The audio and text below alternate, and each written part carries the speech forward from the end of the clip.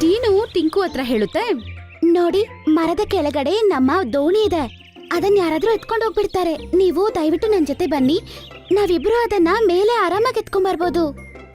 ಅರೆ ಈಗಷ್ಟೇ ನಿಂಗೆ ಸುಸ್ತಾಗಿದೆ, ಮತ್ತೆ ಇದನ್ನು ಎತ್ತಿದ್ರೆ ಇನ್ನೂ ಸುಸ್ತಾಗುತ್ತೆ.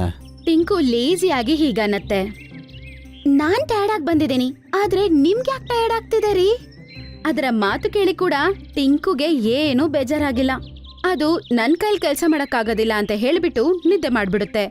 ಟೀನು ಕೂಡ ನಿದ್ದೆ ಮಾಡ್ಬಿಡುತ್ತೆ. ತುಂಬಾ ಹೊತ್ತಾಗ್ಬಿಟ್ಟಿರುತ್ತೆ. ಬೆಳಗ್ಗೆ ಅದು ಕಣ್ ತೆಗೆದ್ ನೋಡುತ್ತೆ, ತುಂಬಾ ಜಾಸ್ತಿ ಜೋರಾಗಿ ಮಳೆ ಬರಕ್ ಶುರು ಆಗಿರುತ್ತೆ. ಮತ್ತೆ ನೀರು ತುಂಬಾನೇ ಮೇಲೆ ಬಂದ್ಬಿಟ್ಟಿರುತ್ತೆ. ಸ್ವಲ್ಪತ್ತಲ್ಲೇ ಇನ್ನು ನೀರು ಅವರ ಗೂಡಿನ ಹತ್ರ ಬಂದ್ಬಿಡುತ್ತೆ. ಅದನ್ನ ನೋಡಿ ಮೊಟ್ಟೆಗಳು ಏನಾಗುತ್ತೋ ಅಂತ ಚಿಂತೆ ಆಗ್ಬಿಟ್ಟಿರುತ್ತೆ. ಅರೆ ಎದ್ದೋಳಿ ಎದ್ದೋಳಿ, ಇಲ್ಲಿ ನೋಡಿ ಜೋರ್ ಮಳೆ ಬಂದು ಏನಾಗ್ತಿದೆ ಅಂತ. ನೀನ್ ಯಾಕೆ ಹಿಂಗ್ ನಿದ್ದೆ ಮಾಡ್ತಿದ್ಯಾ, ಎದ್ದೋಳ್ರಿ. ಅದು ಅಷ್ಟೊತ್ತು ಕಿರ್ಚಿದ ಮೇಲೆ ಟಿಂಕು ಕಷ್ಟಪಟ್ಟು ಎದ್ದೊಳುತ್ತೆ. ಮತ್ತೆ ಅದ್ರ ಮುಂದೆ ನೀರ್ ತುಂಬಿರೋದನ್ನ ನೋಡಿ ಶಾಕ್ ಆಗ್ಬಿಡುತ್ತೆ.